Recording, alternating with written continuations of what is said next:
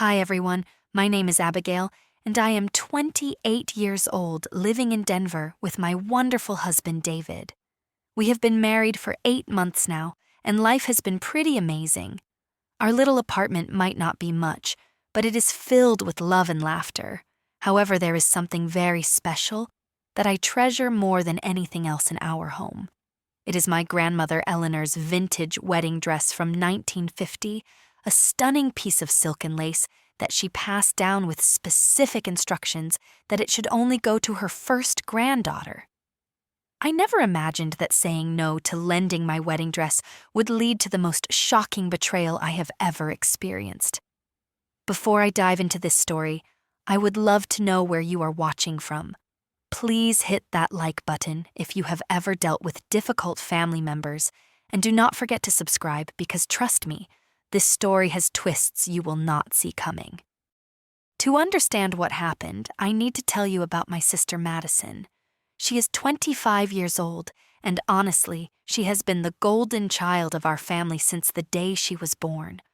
While I was always expected to be the responsible older sister, Madison learned early that tears and tantrums could get her whatever she wanted.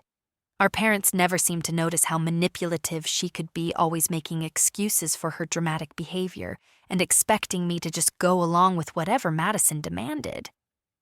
Growing up, I watched Madison get away with breaking my toys, stealing my clothes, and even lying about things I supposedly did wrong. When she wanted my birthday presents, Mom would tell me to share because Madison was younger. When she ruined my school projects, Dad would say accidents happen and help her make a new one while I had to start over alone. This pattern continued well into our adult lives, and I had learned to just keep the peace for the sake of family harmony. Madison has been dating Tyler for about 6 months now. Tyler is 26 years old, works as a mechanic, and honestly, he is one of the nicest guys you could ever meet. He treats Madison like a princess, which she absolutely loves, but I have always worried that she takes advantage of his kind heart. Tyler comes from a blue-collar family and works hard for every dollar he earns, but Madison has expensive tastes and somehow always convinces him to spend money they do not really have. Now, about my grandmother's wedding dress. This is not just any dress.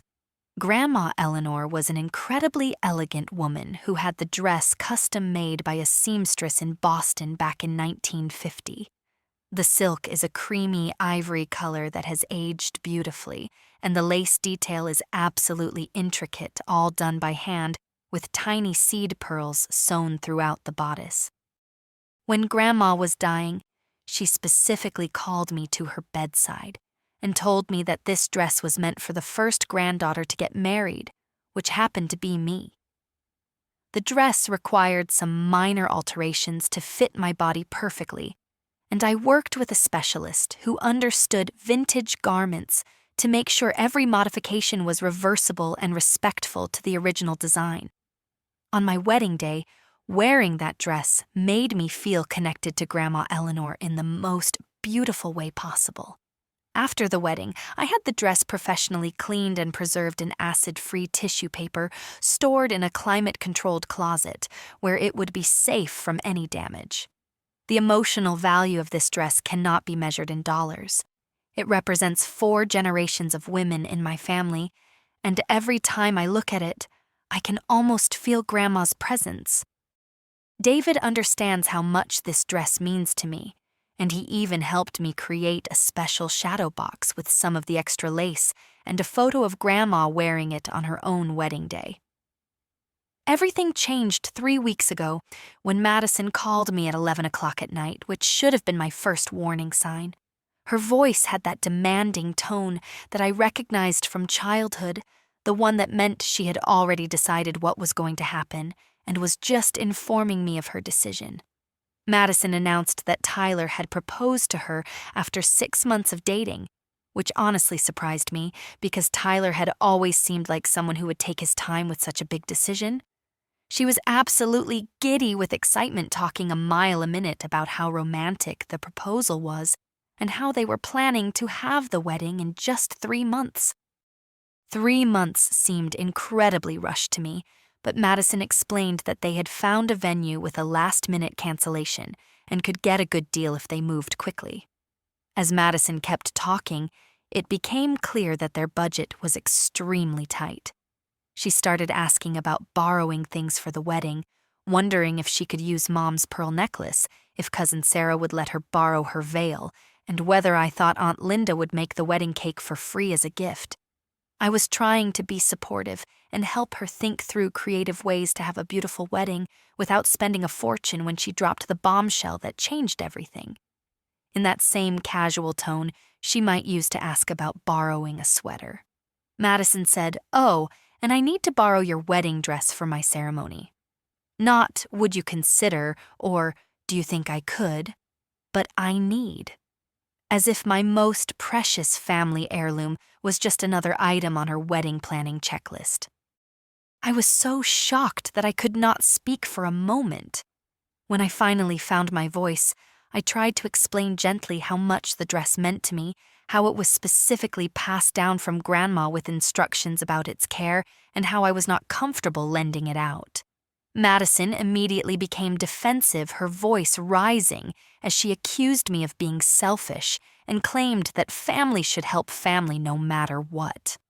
What happened next showed me just how far Madison was willing to go to get what she wanted.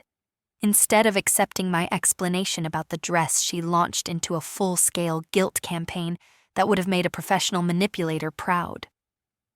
Over the phone, her voice shifted from demanding to wounded, and she started bringing up every favor she claimed I owed her from our entire relationship.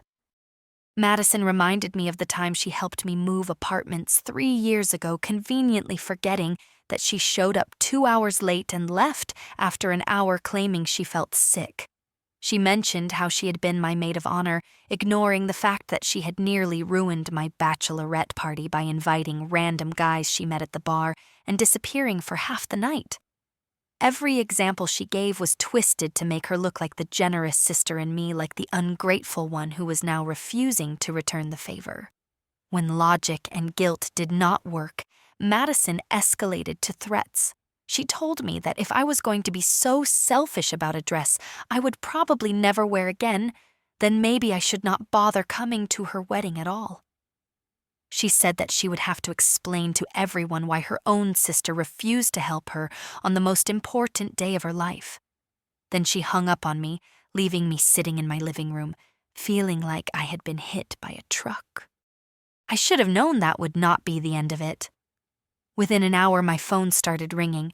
First it was Mom, her voice filled with disappointment as she asked why I could not just share the dress with my sister. Mom has always had a blind spot when it comes to Madison's behavior, and she immediately started in on her usual speech about family sticking together and how important it is for sisters to support each other. When I tried to explain about Grandma Eleanor's specific wishes and the sentimental value of the dress, Mom brushed off my concerns. She said that Grandma would have wanted the dress to bring happiness to the whole family, not just sit in my closet gathering dust. She could not understand why I was making such a big deal about something that would only be borrowed for 1 day. Dad called next, and while he did not come right out and tell me I was wrong, he applied pressure in his own subtle way.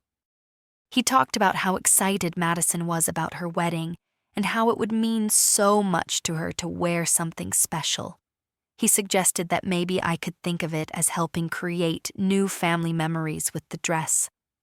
Dad has always hated conflict, and I could tell he just wanted everyone to get along, regardless of who was right or wrong. Then, the extended family members started getting involved. My aunt called to say that Madison had told everyone about my refusal to share, and people were wondering why I was being so difficult. Cousin Sarah posted something passive-aggressive on Facebook about how some people value objects more than relationships.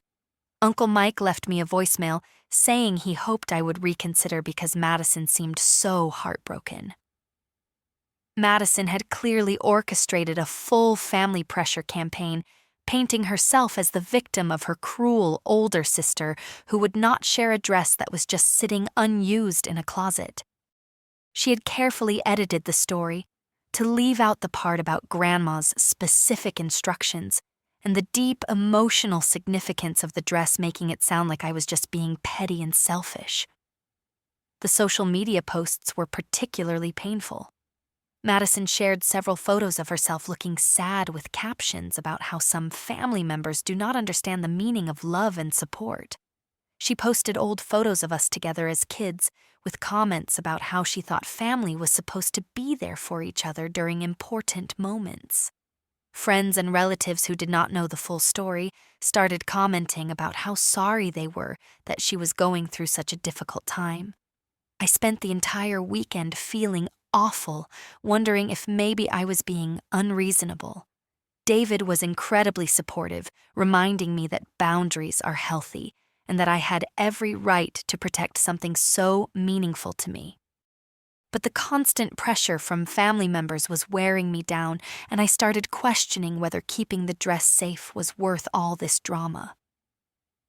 That is when Madison decided to take things to the next level. On Saturday morning at 7 o'clock, I heard someone pounding on my front door. When I looked through the peephole, I saw Madison standing there with Tyler behind her, both of them looking determined. I opened the door in my pajamas, completely unprepared for what was about to happen. Madison pushed past me into the apartment like she owned the place, immediately demanding to see the dress. Tyler looked uncomfortable and apologetic, clearly not wanting to be there, but unable to say no to his fiancée. Madison marched toward my bedroom, talking the entire time about how she just wanted to see if the dress would fit, and how unreasonable I was being about the whole situation. When I blocked her path and told her she could not just barge into my home and demand to see my personal belongings, Madison turned on the waterworks. She started crying dramatically, talking about how this was supposed to be the happiest time of her life, but her own sister was ruining everything. She claimed that Grandma Eleanor would be heartbroken to know that her dress was causing division in the family instead of bringing joy. Tyler finally spoke up, and what he said surprised me. He quietly apologized for Madison's behavior and admitted that he had tried to talk her out of coming over. He said that he had told Madison they could find a beautiful dress in their budget, but she was obsessed with having something unique and special. He looked genuinely embarrassed by the whole situation and promised that they would leave and not bother me again.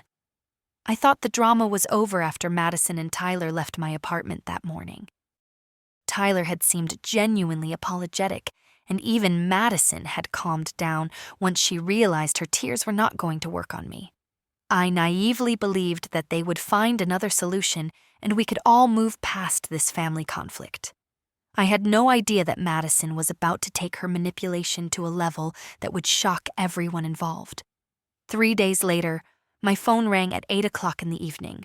When I saw Tyler's name on the caller ID, I almost did not answer, because I assumed Madison had convinced him to make another plea for the dress. But something made me pick up the phone, and I am grateful that I did, because what Tyler told me changed everything. Tyler was crying, not just upset but sobbing so hard that I could barely understand what he was saying. When he finally managed to speak clearly, the words that came out of his mouth made my blood run cold. He said that Madison had booked an appointment at a clinic for the following day to have an abortion, and that she was using the situation with my dress as her justification. I could not believe what I was hearing. Tyler explained that Madison was 6 weeks pregnant, something that apparently only she had known until that morning. He had been absolutely thrilled when she told him about the baby, already talking about names and making plans for how they would rearrange their apartment to make room for a nursery. Tyler comes from a big family and has always wanted children, so the news had felt like the best thing that could have happened to them. But then Madison dropped her bombshell. She told Tyler that if she could not have the perfect wedding with my grandmother's dress, then she did not want to bring a child into the world either. She said that the stress of dealing with her selfish sister had made her realize that some families are too toxic to create healthy environments for children. She claimed that my refusal to share the dress was a sign of how unsupportive our family would be, and that she could not imagine raising a child around such negativity. Tyler was devastated. He begged Madison to reconsider offering to postpone the wedding until they could afford the dress she really wanted, or to elope and have a bigger celebration later. He promised to work extra hours to pay for whatever kind of dress would make her happy.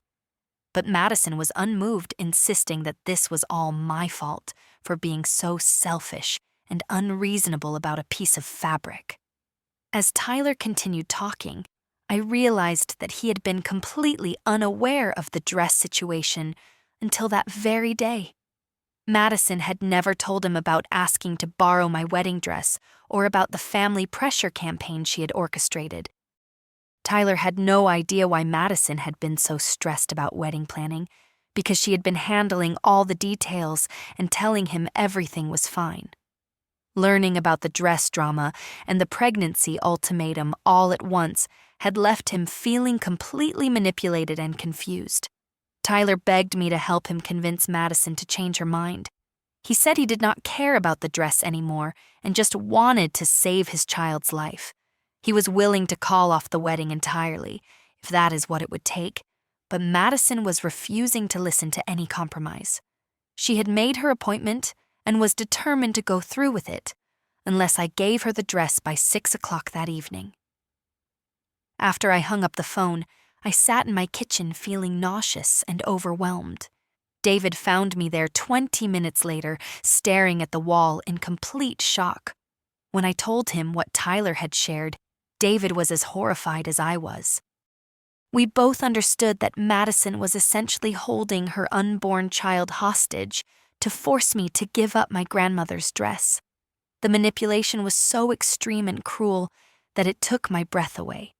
Madison was threatening to terminate a pregnancy that her boyfriend desperately wanted, not because she had any real concerns about being a mother, but because she wanted to punish me for setting a boundary. She was using the most precious thing in Tyler's life as a weapon against me, knowing that the guilt and pressure would be unbearable. I spent the next hour pacing around my apartment trying to figure out what to do. Part of me wanted to give Madison the dress just to save the baby, but David helped me understand that giving in to this level of manipulation would only enable more extreme behavior in the future. If Madison learned that threatening innocent lives could get her whatever she wanted, there would be no limit to what she might do next. Finally, I knew I had to confront Madison directly. I drove to her apartment, my hands shaking on the steering wheel as I tried to prepare for what I was about to face. When Madison answered the door, she had a smug expression on her face, clearly believing that Tyler had convinced me to surrender the dress. Madison invited me in with fake sweetness, asking if I had changed my mind about the dress, while Tyler sat on the couch looking miserable and defeated. When I tried to talk to Madison about the baby and how this was affecting Tyler, she became cold and calculating in a way that scared me. Madison told me that it was her body and her choice, and that the consequences of my selfishness were not her responsibility. She said that if I really cared about the baby, I would do the one simple thing that could save it. She made it clear that this was a calculated move designed to force my hand, and that she felt no guilt whatsoever about using an unborn child as leverage in our dispute.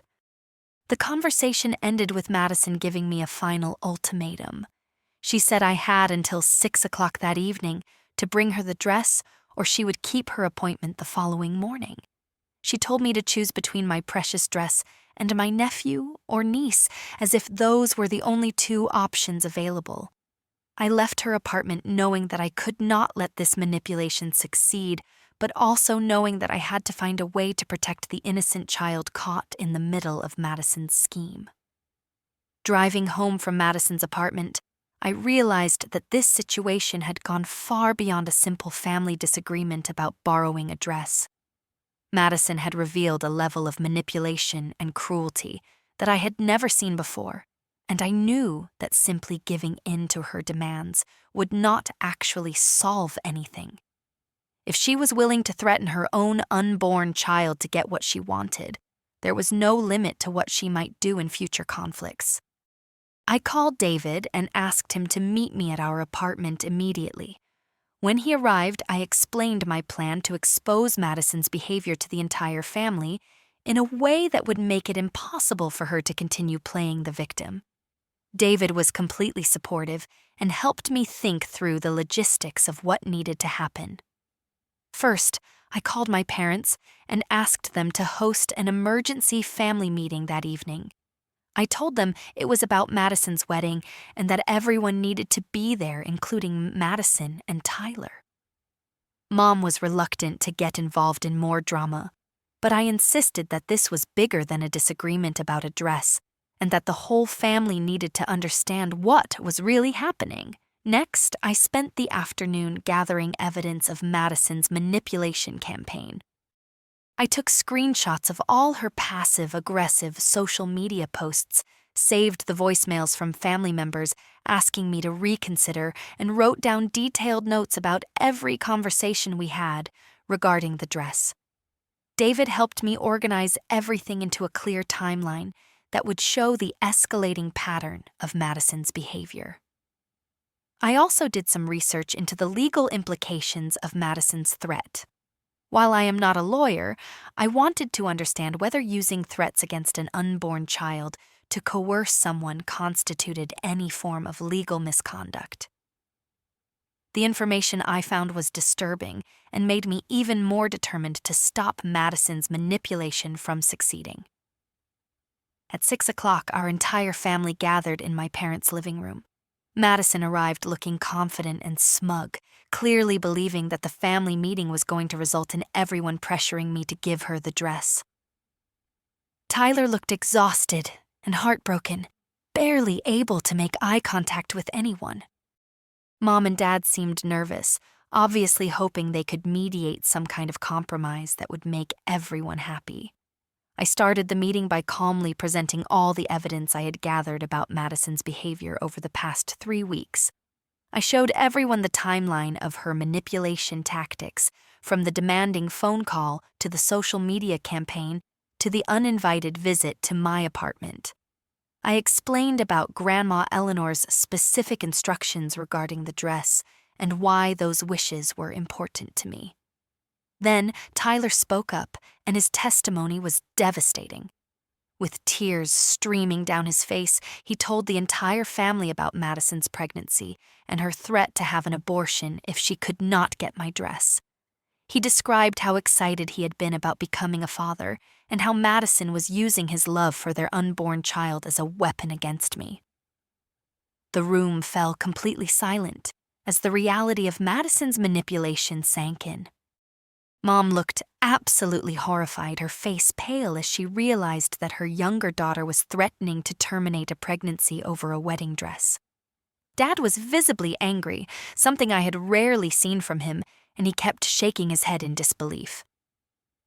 Madison tried to deflect and play the victim, claiming that everyone was ganging up on her during what was supposed to be the happiest time of her life.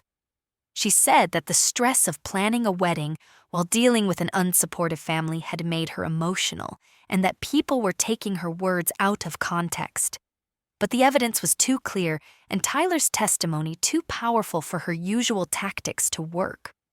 When Madison realized that the family was not going to rally around her this time, she made a critical mistake. She doubled down on her threat, telling everyone that if they really cared about the baby, they would convince me to share the dress. She said that the family's reaction proved her point about how toxic our relationships were and why she did not want to bring a child into such an environment. That was the moment Tyler reached his breaking point. He stood up and told Madison that he could not be with someone who would threaten their child's life to win an argument about a dress. He said that her willingness to manipulate him, using his love for their baby, showed him a side of her character that he had never seen before, and that he could not trust her to be a good mother or partner. Tyler announced that he was ending their engagement immediately. He told Madison that if she wanted to have the baby, he would support her and be the best father he could be, but that their romantic relationship was over. If she chose to go through with the abortion, He would respect her legal right to make that choice, but he would never forgive her for using their child as a weapon. Madison was stunned. She had clearly expected that her ultimate threat would force everyone to give her what she wanted, and she had not considered the possibility that Tyler might choose to end their relationship instead. She started crying and begging Tyler to reconsider, promising that she had not really meant any of what she had said and that she was just stressed about the wedding. But it was too late. Tyler had seen Madison's true character, and there was no going back. He gathered his things from her apartment that night and moved back in with his parents. Madison called in sick to work the next day and canceled her appointment at the clinic, but the damage to all her relationships had been done. Our parents were horrified by what Madison had been willing to do and finally understood the pattern of manipulation that I had been dealing with my entire life.